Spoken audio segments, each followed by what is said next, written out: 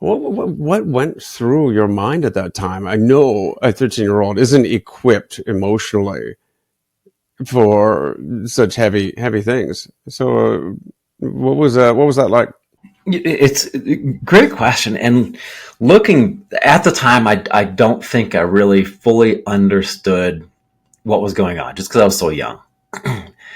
And I honestly think, looking back at it now, it was probably worse on my parents than it was on me.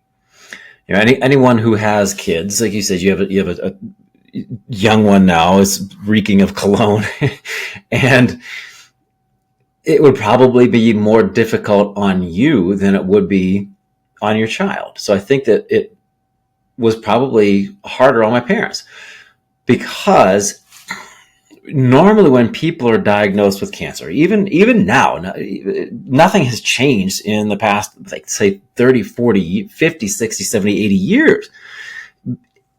Technology has changed quite a bit, as we both know, but the psychological aspect of it hasn't, and how they deliver the news and information hasn't.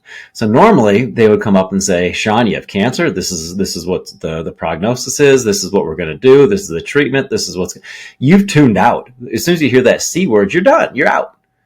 But my parents didn't necessarily tell me it was cancer. They told me, hey, Sean, you have an illness. You're sick. We're going to do everything we possibly can to get you better. It's curable. And oh, by the way, it's cancer. So I heard all that positive, good stuff before the bad, negative information. So I think that really helped. Now, saying that I was constantly positive would be a lie. I was terrified because oftentimes when people are going through chemotherapy, it's not the cancer that kills them, but it could be a common cold because your immune system's so damaged and so low. So they were terrified of that. But I think it really helped me develop a different perspective. My friends were worried about, you remember like the Reebok pump back then. They were at home 27, 28, 29, pumping up their shoes, getting that perfect fit. I was literally 70 pounds overweight fighting for my life, but it turned out to be a blessing. And I think we all have the choice to see how we want to react to what happens to us. We had I had Jennifer Braxterman, another cancer survivor, on the show not long ago, and she was given an 8% chance of living. And this is in the Canadian healthcare system, but she, the way it was delivered to her was, you better get your affairs in order, and it's where do you want to do hospice instead of the positivity side. So was that is that your parents mostly? Was that the doctors? Did you have a solid circle of friends? Where did you grow up? I think I heard something about you being a fellow Buckeye.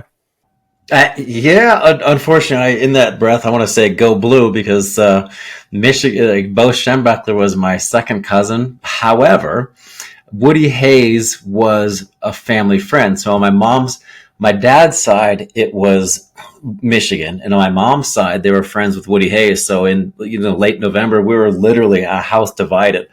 And it was my mom, my dad, my brother, and myself growing up in Willard, Ohio.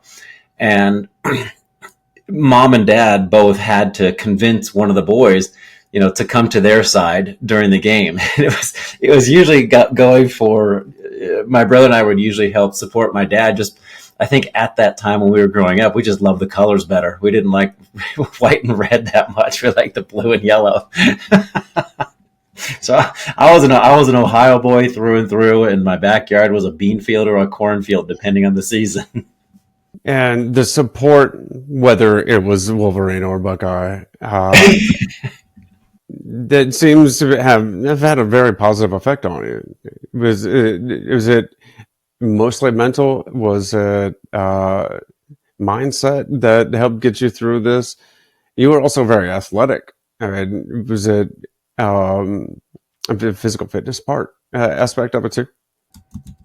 Absolutely. I also think Well, I was a competitive swimmer. I want to say starting at 6 years old. I started with the YMCA. They have 8 and unders, then 9, 10, then 11, 12, then 13, 14, then 15 to 18 years old. And I think I started being a competitive swimmer when I was 5 or 6 years old. Mm-hmm. And one of the things that my parents always taught me was I didn't have to be the best, but I had to always be my best. And when I swam, say the 25-meter breaststroke, I'd touch the wall, and my parents would, my mom or my dad would pull me out of the water, and they would ask me 2 questions. And it was it was both. Did you have fun? And did you do your best? Not, hey, why didn't you beat Aaron? Why didn't you beat Steven? Why didn't you beat Chris? None of that. It was always, did you do your best? And then the next weekend at the swim meet, doing the 25-meter breaststroke, I would try to beat my time from the weekend before.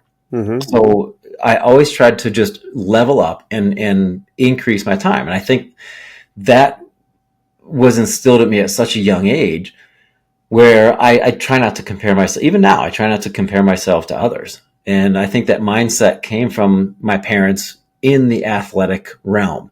But going through the treatments, I also think that my parents were trying to protect me. So they never wanted me to see them crying. They never wanted me to see them just defeated and deflated. They wanted to project this confident, strong morale and character throughout the family, day in, day out. Because if they didn't, and if they lost hope, then I'm sure their son would lose hope. And speaking of, you mentioned Jennifer, and I'm sure we'll get there too, but the second time around with my cancer, they told my parents that I had 14 days to live. I was read my last rites, and the hospital wanted me to write out a living will at 17 years old. And I have my younger brother, and looked at my mom, and like, well, isn't Seth going to get my hand-me-downs anyhow? Like, what does a hospital want?